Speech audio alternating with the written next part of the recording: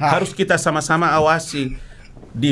Cara awasinya bagaimana? Dibuatlah regulasi oleh Menteri BKPM tadi. Bahlil membuat aturan turunannya. Saya memahami begini, potensi konflik interest itu ada, potensinya itu ada.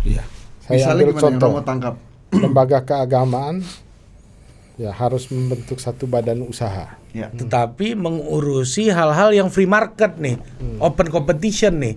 Ini pasti akan ada dilema etik di sini, Bang. Nah, dilema etik. Dilema Bagus, etik bagus. itulah sehingga para kiai perusahaan itu kan saya turun lihat jembatan bandara, saya turun Romo. Bukan sorban tapi ya, Bang. Ke pelabuhan abang pakai topi. Aturannya dia mesti pakai helm itu toh. Kalau ini parabola, parabola duduk dengan Romo saya mesti pakai parabola.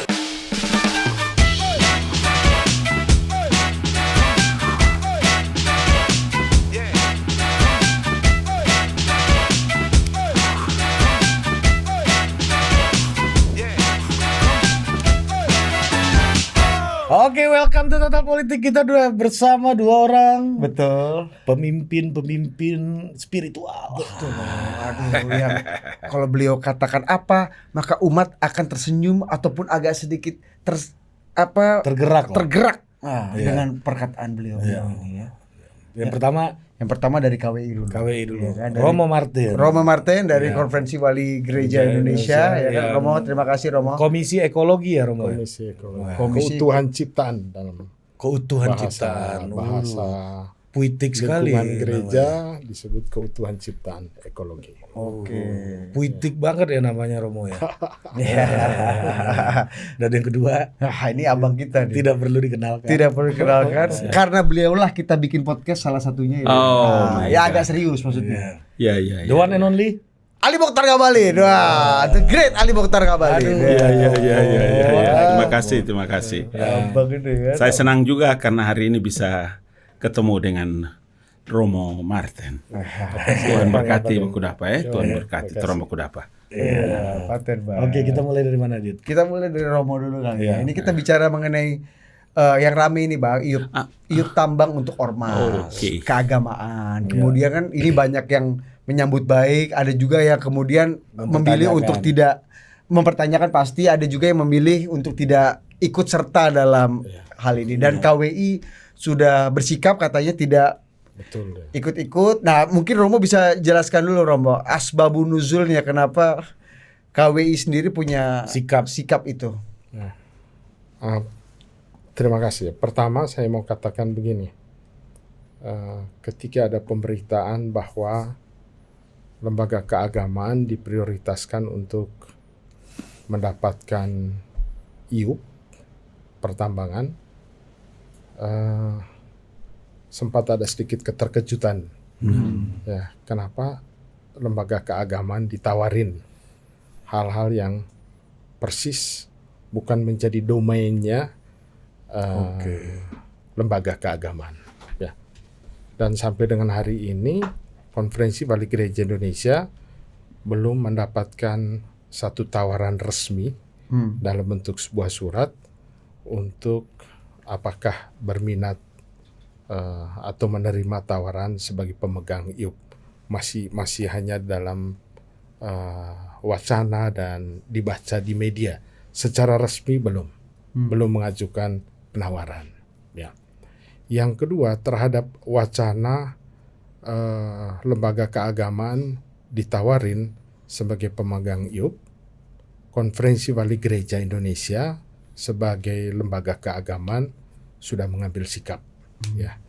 Dan dasar sikapnya lebih kepada konsistensi terhadap eksistensi dari KWI sebagai lembaga keagamaan. Dan lembaga keagamaan kan kompetensinya atau urusannya itu berkaitan dengan pendidikan spiritual, membangun keseharian umat beragama, termasuk juga yang berkaitan dengan karya liturgi dan pewartaan, termasuk urusan kemanusiaan.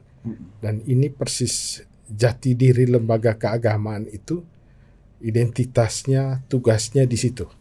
Dan Konferensi Wali Gereja Indonesia sebagai lembaga keagamaan mau tegak lurus ini, mau konsisten terhadap marwahnya. Mohon izin Romo, Ketika mendapatkan informasi mengenai IUP ini, gimana sih suasana internal dari KWI sendiri, Romo, waktu itu?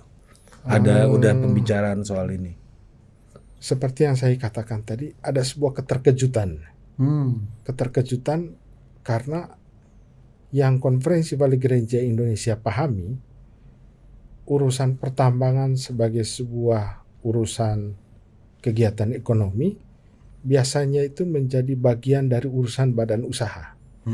Tapi kok tiba-tiba ya ada tawaran kepada lembaga keagamaan.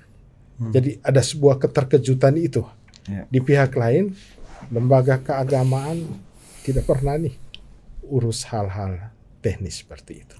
Tapi itu kira-kira kebutuhan lembaga keagamaan untuk quote unquote ya Romo, ngopeni umat, membina umat, itu kan juga real gitu Romo, kebutuhan untuk itu kan. Sehingga mungkin instrumen ini bisa memperkuat kemandirian dari KWI sendiri gitu, dan ormas-ormas keagamaan lain. Mungkin maksudnya nanti kita tanya juga Bang Ali gitu ya. Romo nggak melihat ini peluang untuk bisa semakin lebih besar gitu mengopeni dan membina umat lah.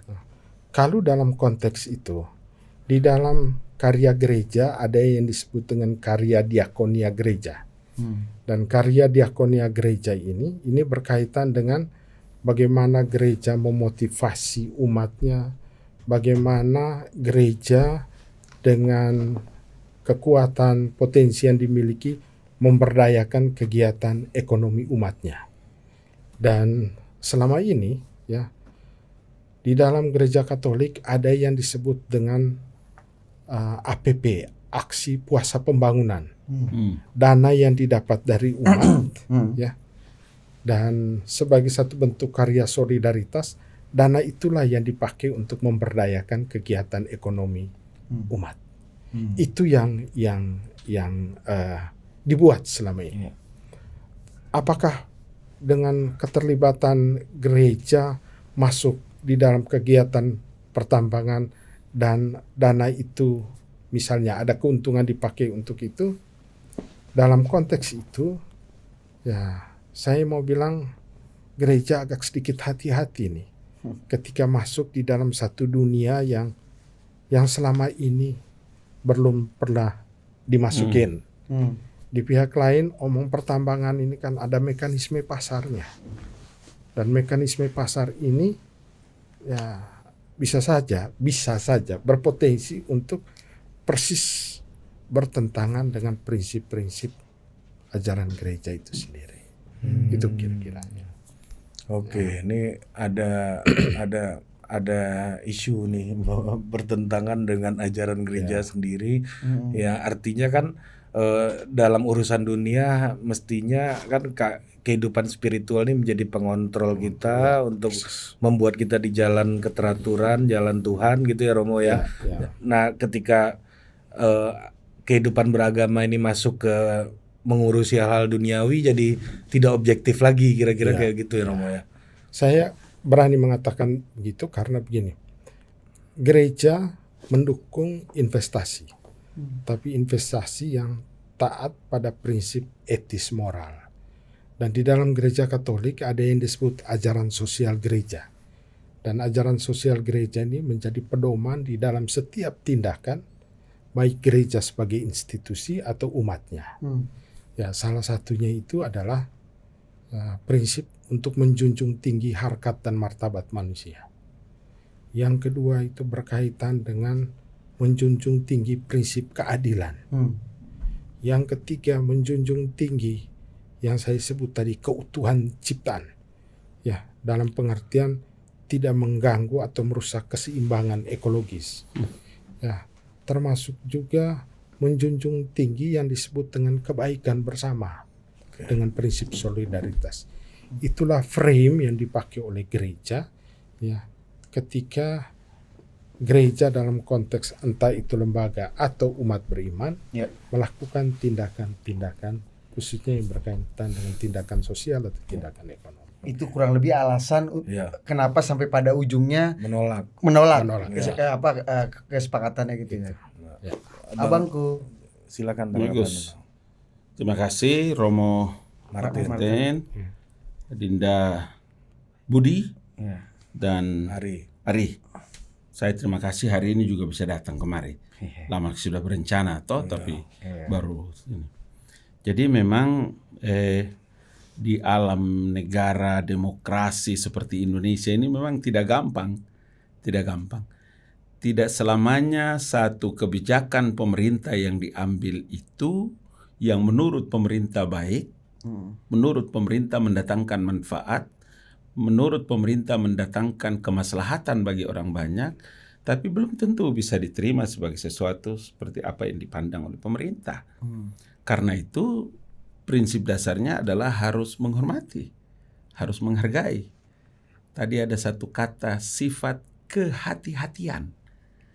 Karena kalau contoh seperti KWI tidak berdiri sendiri di Menteng atau di Jakarta, tapi sampai di pelosok-pelosok tanah Papua, di timur, di Alor, di Fak-Fak itu orang punya kampung sana, itu semua kalau bahasa Islam itu sami'na wa ta'na, dengar dan taat kepada apa yang disampaikan oleh pemimpin umat. Jadi memang dalam posisi ini tentu saja pemerintah menghormati itu, menghargai itu. Itu sebabnya kenapa ketika permohonan-permohonan itu sampai kepada pemerintah, diperbaiki, dilihat regulasinya, kemudian direspon. Kalau abang harus menyebutkan, tentu tidak 1-2 yang masuk sekarang, banyak. Tapi kan tidak mungkin juga harus dikasih tahu di Total Politik atau di media mana. Biar saja ini dia berjalan, karena lebih baik orang membuat satu kebijakan yang dirasakan tidak mendatangkan manfaat daripada pemerintah itu tidak membuat satu kebijakan yang mendatangkan manfaat bagi orang banyak. Khususnya menyangkut dengan kebijakan pemerintah terkait dengan pemberian wilayah izin usaha pertambangan ini, tentu punya pertimbangan banyak sekali, pertimbangan historis, pertimbangan sosiologi, pertimbangan yang bisa mendatangkan kemaslahatan bagi orang banyak. Tentu saja mungkin nanti hari ini kepada ormas, ya, organisasi kemasyarakatan, organisasi keagamaan, mungkin besok lagi ada universitas, ada kampus, atau mungkin juga yang lain. 2 hal. Hal yang pertama, apa yang dilakukan oleh Presiden Joko Widodo tentu harus sesuai dengan regulasi. Dan yang kedua, suka atau tidak suka bahwa tambang dan semua kandungan negeri ini juga harus begitu adil dalam mengelolanya, dalam pemanfaatannya. Kalau hari ini mungkin saya dengar teman-teman di Muhammadiyah juga sedang pikir-pikir, Romo. Di KWI juga mungkin juga yang lain.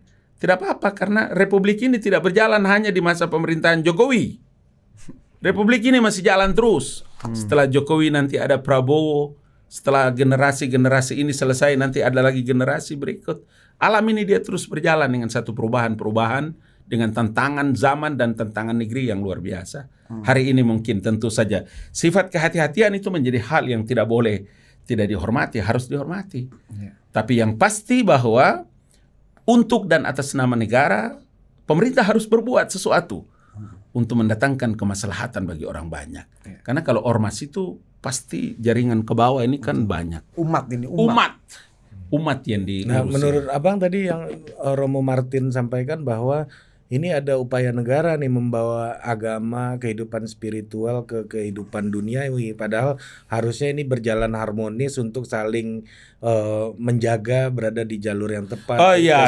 Kalau segala macam. Kalau ini kan begini, ini saya punya perasaan dan saya tangani langsung sampai kena COVID. Waktu itu di Total Politik, belum ada nama Total Politik. Kita sudah sempat live pada waktu habis kena COVID. Udah Total Politik itu, Bang. Sudah Total Politik. Coba belum punya kantor. Masih keleleran. Saya ingat betul, kalau waktu itu COVID ditangani hanya oleh pemerintah saja, Republik ini sudah selesai. Tapi saya hakul yakin bagaimana kami menghubungi datang ke ke umat Katolik, kami datang ke Protestan, kami datang ke Islam, kami datang ke NU, Muhammadiyah, dan seluruh. Karena masyarakat dan umat ini mendengar komando pimpinannya di atas. Pemerintah membuat regulasi seperti ini tentang COVID dan bagaimana bahaya, bagaimana penanganan, bagaimana protokol-protokol yang dibuat.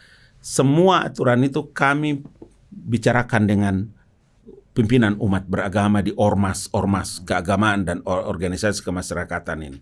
Minta untuk terus disuarakan.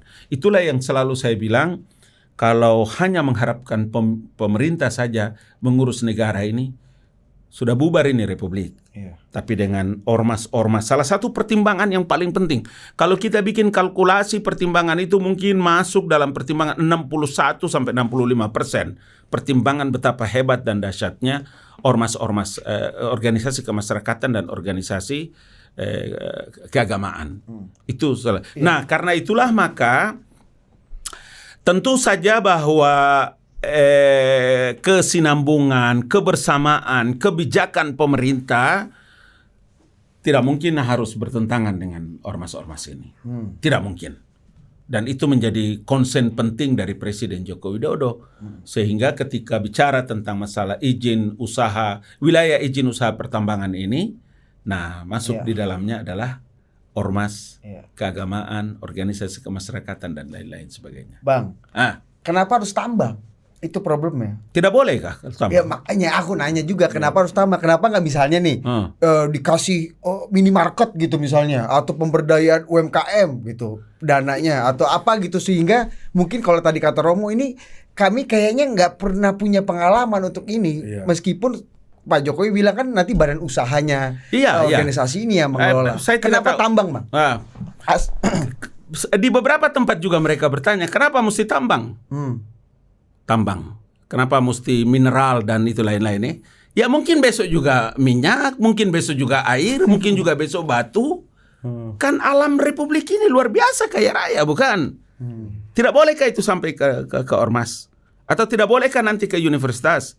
Atau tidak bolehkah nanti masjid yang urus dengan badan usahanya? Atau tidak boleh nanti gereja yang urus dengan badan usahanya? Atau kalau abang ini kan ketua umum pengurus pusat Badan Koordinasi Mubalik seluruh Indonesia. Belakangan ada Perhimpunan Masyarakat Moderasi Beragama Indonesia.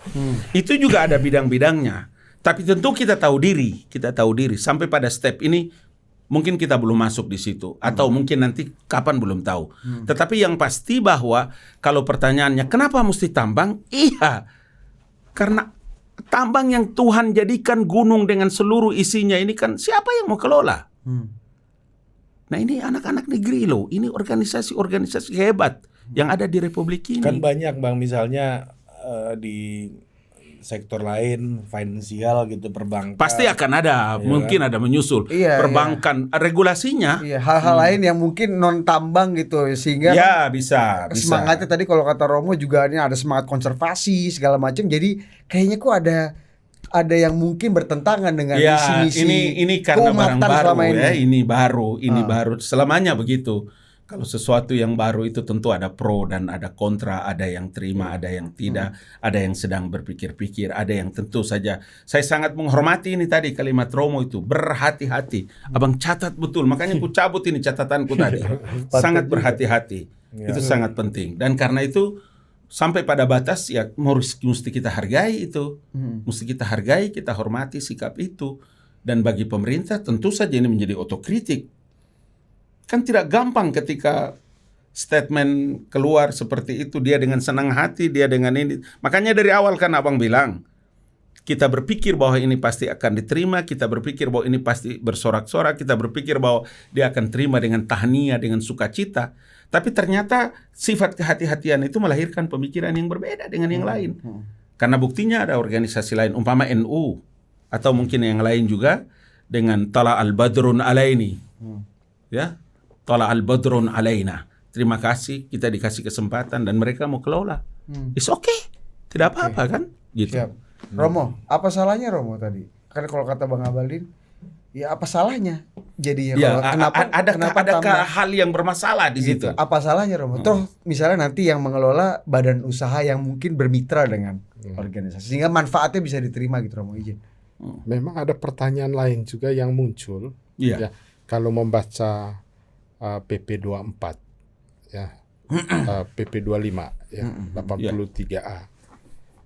Ini tawaran pemberian IUP ini pada wilayah X atau bekas wilayah pertambangan sebelumnya. Ya. Kan akhirnya muncul. Ya. Konferensi Balik Gereja tidak mau mengandai-andai, tidak berpikir negatif, berpikir positif saja bahwa pemerintah ya lagi memikirkan yang terbaik bagi setiap lembaga keagamaan. Ya, dan Konferensi Balik Gereja juga menaruh hormat terhadap lembaga-lembaga lain yang menerima. Ya, dan Konferensi Balik Gereja Indonesia ketika memahami identitasnya, jati dirinya, marwahnya, akhirnya berpikir untuk menyatakan tidak menerima tawaran itu. Jadi tidak menerima tawaran itu bukan karena baik buruknya, bukan karena prinsip itu, lebih kepada konsistensi terhadap marwah kelembagaan. Istiqomah, keistiqomahan satu keputusan organisasi. Iya. Tapi untuk kebijakannya sendiri, Romo melihat make sense nggak sih untuk memberdayakan ini pakai instrumen tambang ini? Ini agak politis memang ya. Tetapi saya mau katakan begini. Kalau pemerintah mau bantu lembaga keagamaan, bisakan juga dengan cara-cara lain, misalnya. Ya, memang muncul pertanyaannya kembali tadi, kenapa pertambangan? Ya, pertambangan. Saya tidak masuk pada kenapa pertambangan itu yang ditawarkan. Pasti pemerintah punya pertimbangan-pertimbangan tertentu. Saya tidak mencurigai tentang apa maksud dibalik itu. Ya, kalau Romo kan memang positive thinking, Bang. Iya. Kita perlu men-challenge ini. Iya. Kira-kira ini gimana nanti memastikan ini nggak konflik of interest? Ini kan sangat kaya konflik of interest. Bisa aja nanti pengelolanya, badan usaha dan lain-lain itu satu orang kartel tertentu yang mendominasi pengelolaan itu, dan kita nggak tahu tuh ini cuma menguntungkan pihak tertentu aja, yang mana mendompleng nama kelompok ormas keagamaan yang selama ini udah bekerja untuk umat gitu. Karena pasti ormas nggak punya pengalaman ya. Oke. 3 step yang mesti abang jelaskan. Yang pertama, tidak ada satu organisasi massa, baik itu organisasi masyarakat, kayak abang di PP Baku Mubin, akan selesai pada waktunya, minimal 2 periode, dan itu akan selesai. Oke. Minimal apa maksimal 2 periode, Bang? Minimal. Oh, minimal. Paling banyak, paling lama lah. Iya kan? Akan 2 periode. Dia akan silih berganti. Baik di NU, baik di Muhammadiyah akan seperti itu. KWI juga barangkali, Romo ya. Di beberapa tempat yang lain juga seperti itu. Artinya apa? Semua keputusan yang terkait dengan organisasi massa ini, dia akan berakhir pada periode kepemimpinannya. Tidak ada satu orang di situ yang bisa menguasai izin usaha pertambangan itu sampai turun nenek moyangnya.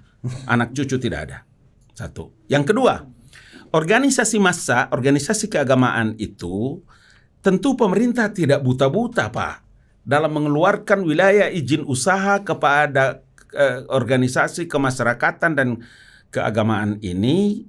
Dari tadi ada badan-badan usaha, badan-badan ekonomi, ketua bidang ekonomi, ketua bidang ini dan itu lain-lain. Dia juga ada pada periodenya.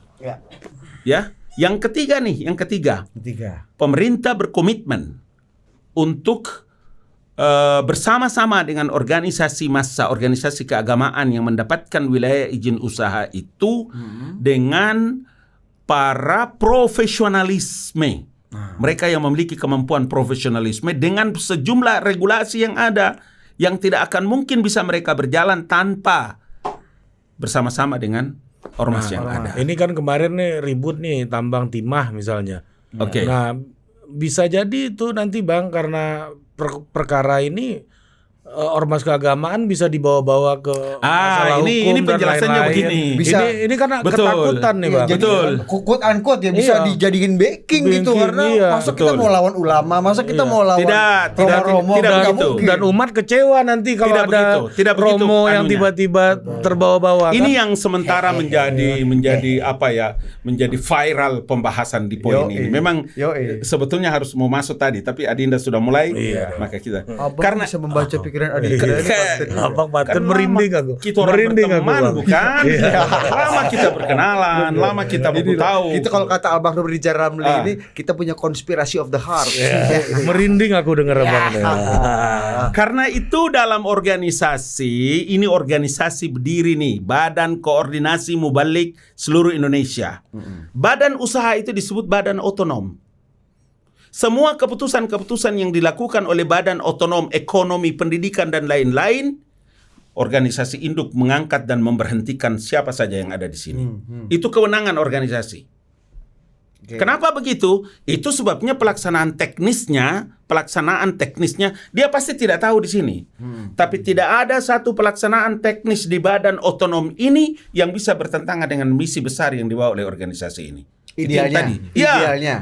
Bukan ideal, itu sudah begitu aturannya. Oh. Karena itulah maka regulasi ini dibuat sehingga pemerintah menyiapkan mereka-mereka yang memiliki kemampuan profesionalisme yang tinggi untuk bisa bersama-sama dengan badan otonom ini mengelola apa yang Ya menjadi buat memastikan ini nggak terbawa-bawa itu. badan tadi otonom. keputusan. Kalau mungkin di KWI tapi di Muktamar, di Munas, Ya. di Kongres. Itu bisa di Iya, evaluasi. pasti ada regulasinya. Jadi ini semacam pemegang saham aja, komisaris gitu lah, komutnya gitu misalnya. Makanya di Undang-Undang Minerba itu pasal 6 ayat 7 huruf J itu diatur bagaimana pemerintah punya kewenangan itu untuk mengatur itu bersama-sama dengan organisasi induk dan badan otonom. Makanya disebut badan otonom. Badan bidang khusus yang terpisah dari organisasi induk. Ya. Masuklah tadi konsentrasi, komitmen yang tadi Romo sebut, punya konsentrasi full, memberikan pelayanan. Macam abang ini kan bisa naik turun hati khotbah saja saya, kasihan. Tidak bisa saya urus itu barang-barang, kasihan. Bukan saya punya bidang. Tapi ada anak-anak di sini yang bisa. Dinda di Dabang ini. Dia bikin laporan, dia bikin report. Kapan? Dan jangan lupa ketua umum. Dan kalau di Kongres Wali Gereja atau mungkin ada 5 orang mereka yang punya hak veto untuk bisa memberhentikan dalam waktu setiap saat. Jadi intinya meskipun ini berjalan gitu ya, bisnis tambang ini berjalan dengan segala kontroversinya, organisasi induk ini tidak ikut tahu itu. Clean. Jokowi mengerti itu barang. Jokowi mengerti, kan kau sudah tahu dari dulu. Abang mengerti jalan pikirannya itu Jokowi. Karena abang apa? Abang adalah mata, telinga, pikiran, dan mulut presiden. Joko Widodo. Kau masih ingat? Pegang tangan dulu sama abang. Inilah. Itulah. Sudah mengerti. Makanya saya selalu merinding bilang, aku dengar.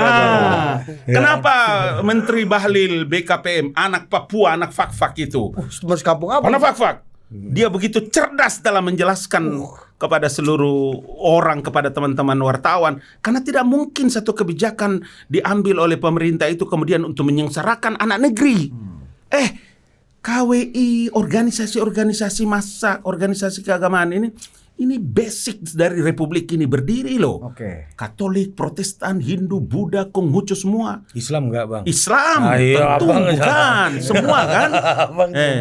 Semua ini adalah basis dari sebuah pergerakan. Kenapa kita hebat dan kuat? Karena tadi semua komunitas itu ada. Betul. Nah, tapi ini Bang, ada satu jenderal Bang punya pendapat juga. Ini kita penting juga untuk kita dengar nih ya. Jenderal kayaknya Abang kenal juga. Jenderal siapa? Jenderal ini Bang. Sahabat Abang. Oh, Opung. Iup Ormas ini gimana nih? Untuk Ormas. Niatnya baik lah. Ya sebenarnya itu kan juga ada keinginan organisasi keagamaan itu juga mungkin bisa dibantu dengan program ini daripada sumbangan-sumbangan aja. Mungkin ada tambang yang sudah jalan mereka diikut sertakan diberikan sahamnya. Itu haknya presiden juga sih. Tapi bagus juga sekarang diberikan. Jangan nanti pas lagi kampanye dibilang lagi nyogok lagi. Jadi padahal tujuannya sebenarnya supaya ormas keagamaan ini juga bisa membantu umat untuk mungkin rumah ibadah, sekolahnya dan sebagainya dari situ. Ya memang kita mesti rame-rame awasin. Itu. Ya, jadi ya memang kita harus rame-rame awasin. Jangan ada oknum-oknum nanti yang memanfaatkan itu untuk kepentingan pribadinya dia juga. Itu harus kita lihat. Itu bisa rawan konflik of interest nggak, Pak? Ya sangat. Ya. Siapa yang punya potensi konflik of interest ini? Apa Uni? Kutumbuk mulut belakang.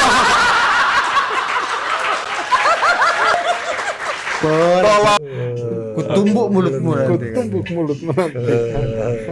Itu bahasa keakraban.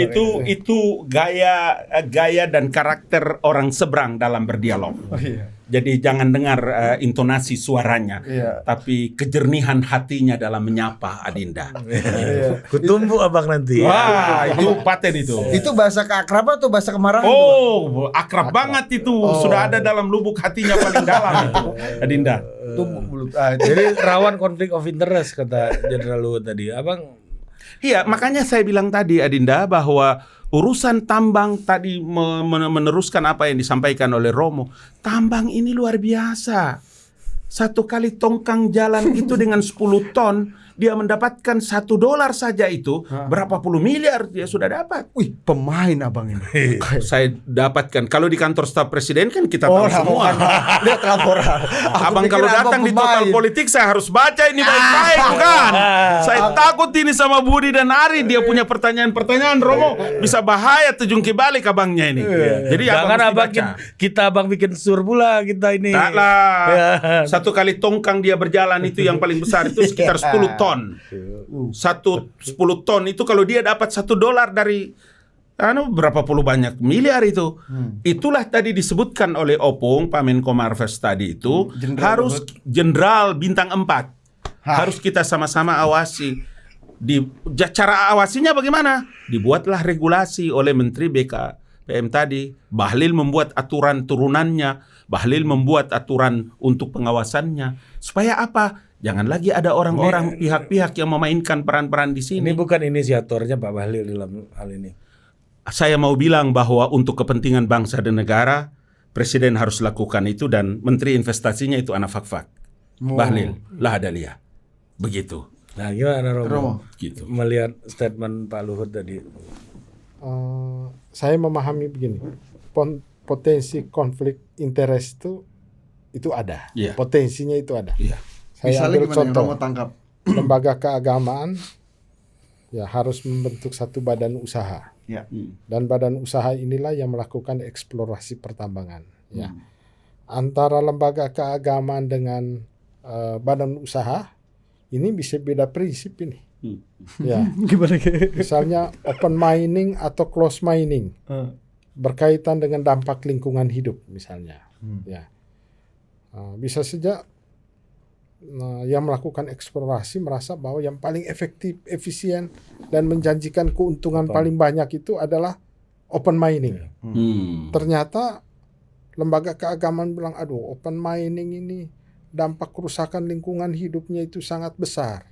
Dan ini bisa membawa efek terhadap gangguan ekosistem, sesudah itu kehidupan umat yang lebih baik, termasuk ini generasi yang akan datang nanti akan dirugikan. Itu satu. Yang kedua, saya kebetulan basicnya seorang sarjana hukum. Dan saya sudah coba mencermati undang-undang pertambangan.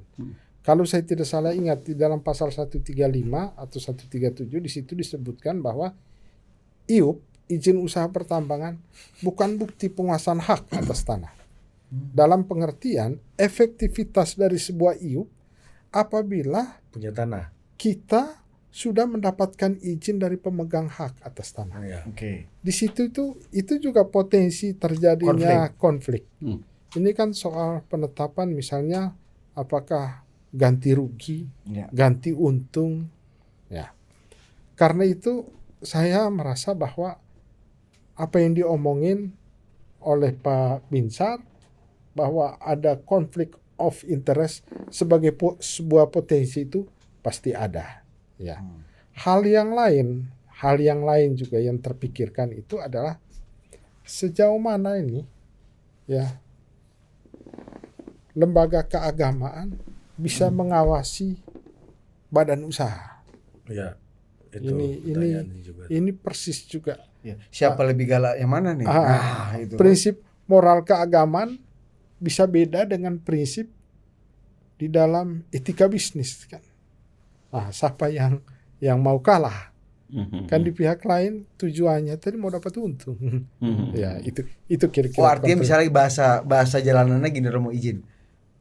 Badan bisnisnya injak terus Dinda, ya kan, gas terus, gali terus. Sementara organisasi pengennya jangan dulu, konservasi dulu. Kita lihat dulu ada nggak dampak sosialnya. Jadi gas sama rem ini kadang-kadang mungkin bisa ya. Nanti organisasi mengawasi terus, mengkritik terus, si badan usahanya udah nggak usah kasih lagi itu duit buat sana. Nah, nggak bisa. Kalau di organisasi massa besar seperti Muhammadiyah, seperti NU itu kewenangan otoritas tertinggi itu pada ketua umum. Pada ketua umum sama ada kongresnya, ada anunya. Jadi ada umpama seperti di anggaran dasar, anggaran rumah tangga organisasi massa itu, atau pada waktu membuat izin usaha atau membuat aktenya, itu kan ada eksekutifnya, ada pengawasnya, ada apa istilahnya di atas itu. Itu semua diatur dalam pasal dan ayat yang makanya juga kenapa saya selalu senang dengan ini tadi istilah Romo itu, prinsip kehati-hatian. Makanya orang-orang yang duduk di badan otonom atau di badan usaha ini orang-orang yang sudah selesai dengan urusan dirinya. Iya, benar. Sudah selesai. Ya. ngurus umat aja itu ya, Bang. Sudah. Kalau orang seperti Abang Ali dengan beberapa teman-teman yang hari-hari kita ada di istana dan punya akses melakukan penetrasi dalam melaksanakan tugas-tugas pemerintahan ini dengan semua kementerian lembaga, apa yang tidak bisa kita lakukan? Pasti bisa. Untuk apa? Untuk kepentingan diri kita bisa kita lakukan. Tapi kenapa itu tidak terjadi? Iya, karena tadi ada regulasi dan saya percaya bahwa kami adalah orang-orang yang Tuhan pakai untuk datang ada di kekuasaan pemerintahan Presiden Joko Widodo ini untuk mengawal yang begini-begini. Abang nggak merasa ini akan jadi bom waktu untuk Indonesia di masa depan, Bang? Nanti ada konflik tadi yang Romo sempat sampaikan, terus ini juga nanti membawa-bawa ini. Kalau nanti Presiden Prabowo dilantik ini menjadi urusan yang harus ditangani juga gitu kan. Dua jawabannya. Kalau Presiden Prabowo Gibran sudah selesai. Karena dia akan melanjutkan apa yang dilaksanakan oleh Presiden Joko Widodo. Itu termasuk ini soal IUP juga. Apa saja yang menjadi kebijakan Presiden Joko Widodo dan mendatangkan kemaslahatan bagi orang banyak, hanya satu kata dari Prabowo, melanjutkan. Itulah kita tidak harus melihat tuh. Kalau yang kedua, kalau kita khawatir terhadap satu kebijakan pemerintah dan itu mendatangkan bom waktu, mana ada satu kebijakan pemerintah di Republik ini yang orang tidak khawatir dengan datangnya bom waktu. Setiap saat selalu ada. Terus kita mau duduk hanya menganga-menganga saja. Enggak menganga, ini kita diskusi, Bang. Atau kita duduk kemudian tidak berbuat apa-apa. Tidak mungkin. Ini harus ada sesuatu yang dilakukan. Bahwa itu ada pro dan kontra, iya. Tapi ini negara yang diurus. Maka dari tadi saya mengulang-ulangi, prinsip kehati-hatian bagi organisasi KWI itu sesuatu yang luar biasa. Ini bahasa ilahi namanya ini. Bahasa langit ini, Pak. Bah, ini juga ada problem filosofis yang tadi disampaikan oleh Romo. Ini menarik. Ini antara organisasi keagamaan ini adalah tugasnya sebagai solidarity making, tetapi mengurusi hal-hal yang free market nih, open competition nih.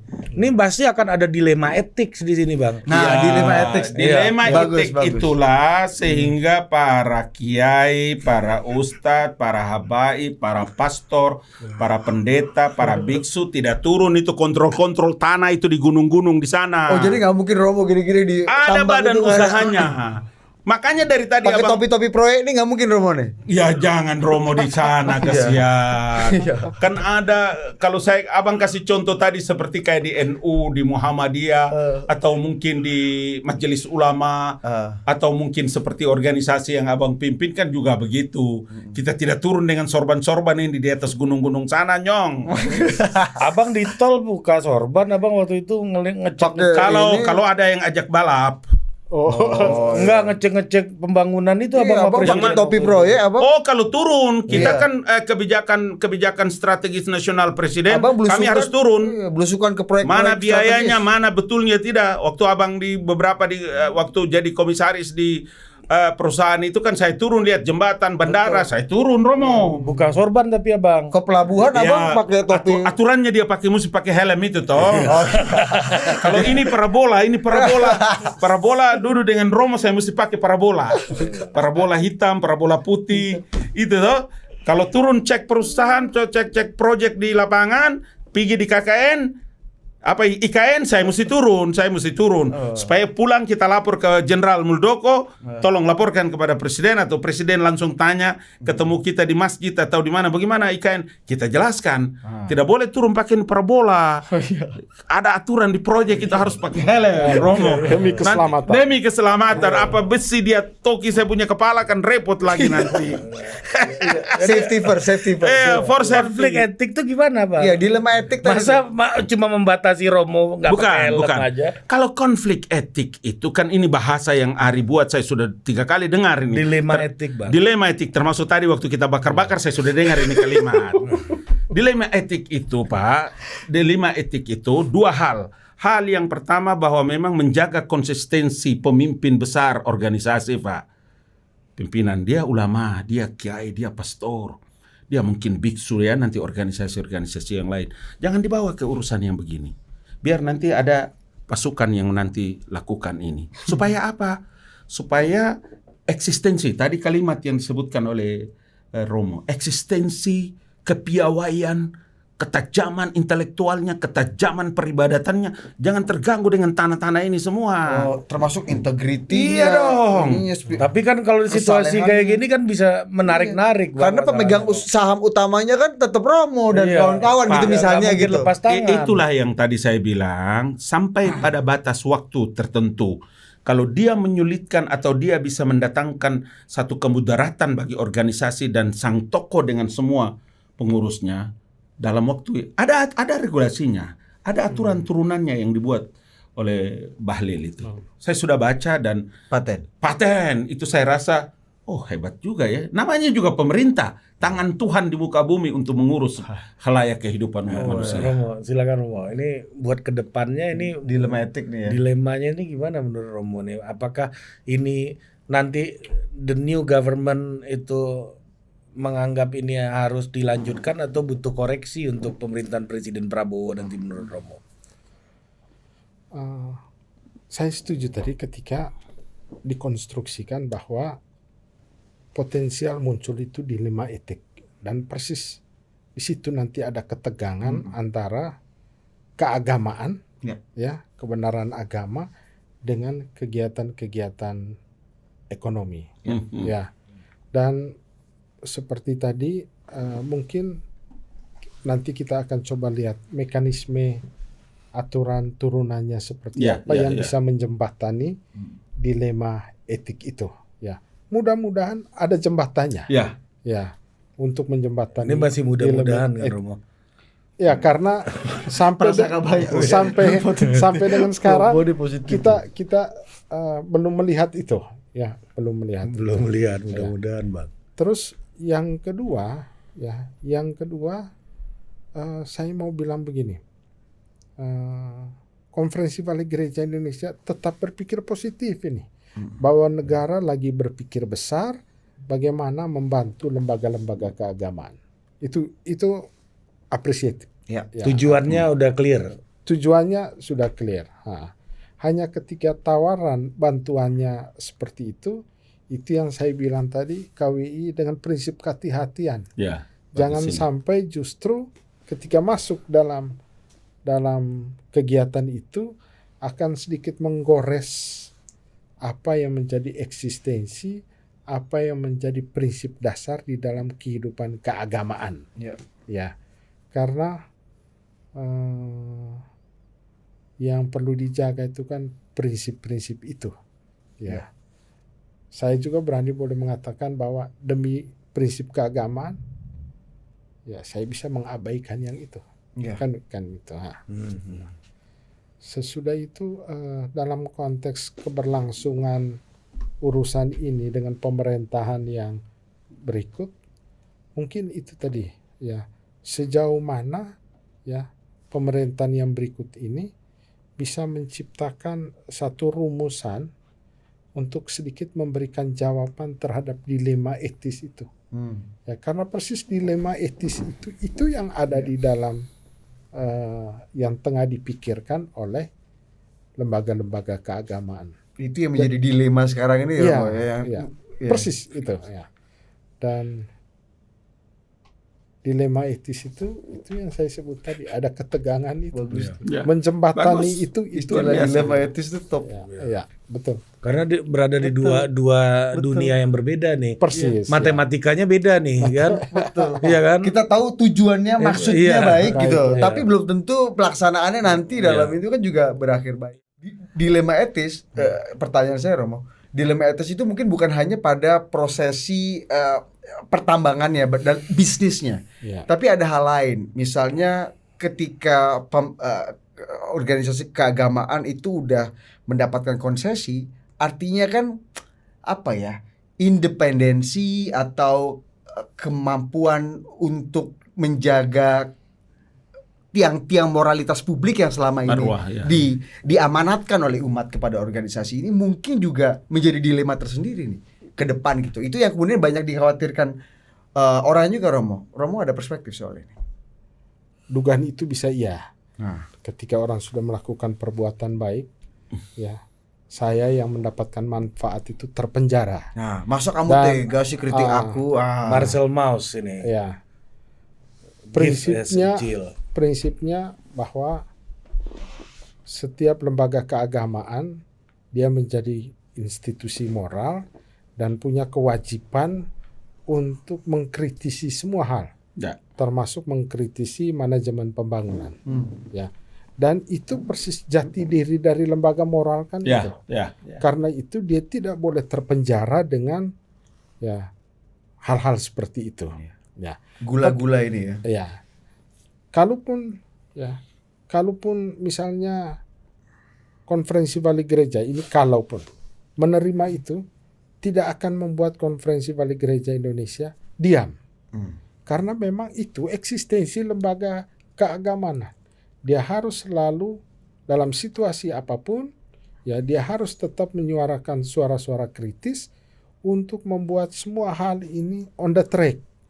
Pada prinsip kebaikan bersama, keadilan, menjunjung tinggi harkat dan martabat manusia seperti itu. Ya, saya sekali lagi mau menegaskan bahwa konferensi wali gereja Indonesia tidak berprasangka buruk ini terhadap tawaran privilege seperti itu, seperti yang diatur di dalam peraturan pemerintah tadi.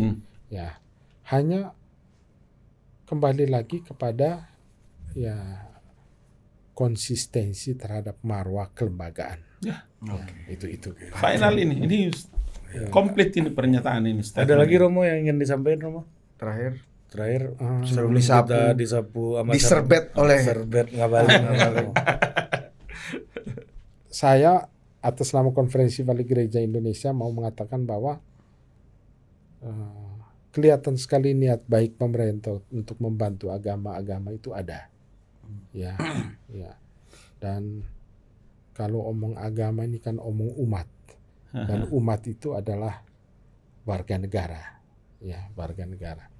Karena itu sebagai sebuah tindakan politik demi kemaslahatan banyak orang yang lintas etnis, lintas suku, lintas agama, itu untuk saya luar biasa. Ya. Hal yang kedua, dalam konteks manajemen pembangunan, Konferensi Wali Gereja Indonesia selalu menganjurkan supaya setiap tindakan atau langkah pembangunan itu tadi orientasinya pada mendukung harkat dan martabat manusia, mendukung prinsip keadilan, mendukung pada kebaikan bersama, kesejahteraan umum dengan prinsip-prinsip solidaritas. Ya, itu kira-kira yang saya mau. Dari prinsip-prinsip itu KWI berkesimpulan untuk tidak menerima atau menerima dalam bukan itu. tawaran ini. Bukan karena prinsip itu maka menerima dan tidak menerima. Tapi untuk menjaga prinsip itu. Tetapi itulah suara kritis Konferensi Wali Gereja terhadap manajemen pembangunan apa saja. Saja. Setiap pembangunan harus mengerucut pada prinsip-prinsip itu. Ya. Sedangkan Konferensi Wali Gereja Indonesia menolak atau tidak menerima tawaran prioritas itu lebih kepada tegak lurus konsistensi lembaga keagamaan sebagai lembaga yang mengurus tentang peribadatan, spiritual, pembangunan rohani dan karya-karya kemanusiaan. Abang kasih serbet di akhir nih, makasih Romo. Zaharal fasadu fil barri wal bahri bima kasabat aydin nas. Berjalanlah engkau di muka bumi ini, kau melihat terjadi kerusakan di langit dan bumi, darat dan lautan dilakukan oleh tangan-tangan manusia. Karena itu di Al-Qasas Allah berfirman, A'udzubillahi minasyaitonirrajim. Bismillahirrahmanirrahim. Wabtaghi fima atakallahu daral akhirah wa la tansa nasibaka minad dunya wa ahsin kama ahsanallahu ilaik. Oke? Tuhan menyuruh supaya pikirkan kemaslahatan hidupmu di akhirat. Tapi jangan kau lupa kehidupanmu di muka bumi. Berbuat baiklah kepada siapa saja. Bukan karena orang itu pernah berbuat baik kepadamu, tapi Tuhan telah berbuat baik kepadamu. Semua yang tadi Romo sebut itu saya telan, bukan lagi saya kunyah. Saya telan masuk dalam lubuk hatiku yang paling dalam. Karena bahasa-bahasa seperti ini harus terus diulang-ulangi, terus termasuk di total politik. Dan atas nama pemerintah tentu saja saya sangat terima baik, saya dengar ini dengan baik, dan mari kita lihat ini sebagai bagian daripada satu usaha dan upaya. Soal value, soal nilai itu dia tidak datang besok pagi Bapak. Tapi soal value, soal nilai itu dia akan datang pada 5-10 tahun yang akan datang. Karena itu saya setuju tadi Romo juga bilang bahwa nanti kita lihat dengan harapan di pemerintahan baru ini Bapak Presiden Prabowo dan Mas Gibran ini, keputusan-keputusan dan kebijakan-kebijakan yang sedang diperdebatkan, diperbincangkan ini, moga-moga masih ada juga kebijakan-kebijakan lain. Dia membuat satu kebijakan yang bisa membuat ketenangan batin. Tidak bisa orang terima satu kebijakan ini kalau kita tidak tenang. Kita mengurus orang banyak ini kesian, mengurus umat. Nanti orang bisa memberikan penilaian bahwa berapa persen kebijakan ini mendatangkan kemaslahatan dan berapa persen kebijakan ini mendatangkan kemudaratan. Tapi bagi seorang Presiden Joko Widodo, dia harus berbuat sesuatu. Karena Tuhan memakai tangan, pikiran, dan hatinya mewakili Tuhan dalam memberikan pelayanan kepada bangsa dan negara, termasuk kepada ormas-ormas ini dan ormas keagamaan. Karena itu saya tidak ragu juga untuk berbicara. Saya bisa mempertanggungjawabkan semua pernyataan dan statement ini karena saya tahu betul saya ada dalam keseharian dengan Presiden Joko Widodo. Saya melihat bagaimana cara beliau berpikir dalam mengambil keputusan-keputusan yang penting dan berfaedah. Jumat kemarin saya bicara panjang dengan Presiden setelah sholat Jumat. Apa cerita? Bicara tentang keputusan kebijakan pemerintah dalam memberikan wilayah izin usaha pertambangan. Satu saja niatnya, agar umat ini bisa terurus dengan baik yang bernaung di bawah organisasi-organisasi massa dan keagamaan. Mudah-mudahan dengan begitu akselerasi yang bisa dipegang oleh organisasi ini kemudian benar-benar bisa melayani umat dengan baik. Bang. Dari pertemuan Abang terakhir sama Pak Jokowi nanya atau kasih bocoran nggak? Kira-kira Mas Kaisang jadi maju pilkada DKI. Lain lagi. Sampai jumpa.